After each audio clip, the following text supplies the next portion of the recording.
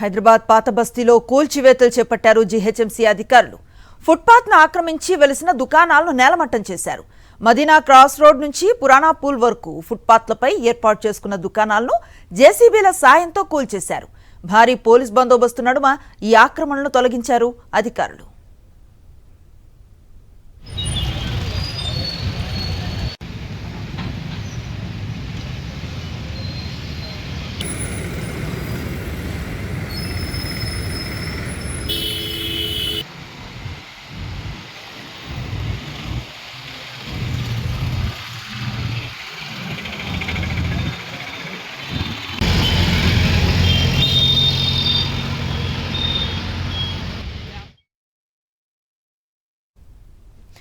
కల్తీకి కాదేది అనర్హం అన్నట్లుగా నిత్యం ఏదో ఒక రూపంలో కల్తీ బయటపడుతూనే ఉంది.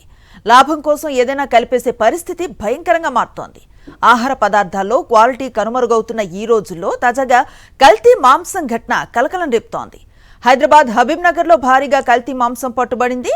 మల్లేపల్లి బడి మసీద్ సమీపంలో ఉస్మాన్ మీట్ షాప్లో కల్తీ మాంసం విక్రయిస్తున్నారనే సమాచారంతో పోలీసులు హెచ్ఫాస్ట్ అధికారులతో కలిసి ఆకస్మికంగా తనిఖీలు నిర్వహించారు.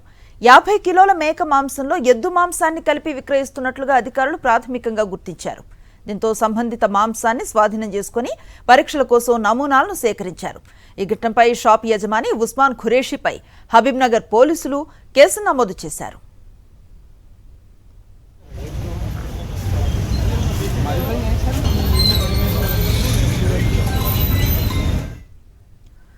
కొత్తగూడెం జిల్లా భద్రాచలం ఏరియా ఆసుపత్రిలో ఎక్స్పైర్ అయిన బ్లడ్ ని అధికారులు గుర్తించారు. గర్భిణికి ఎక్కించేందుకు బ్లడ్ బ్యాంక్ నుంచి బంధువుల ఆసుపత్రికి తీసుకొచ్చారు.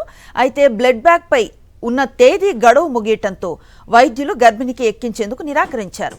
ఆసుపత్రి సూపరింటెండెంట్ కు విషయం తెలియగా పొరపాటు కారణమైన బ్లడ్ బ్యాంక్ సిబ్బందికి మెమో జారీ చేస్తామని వెల్లడించారు.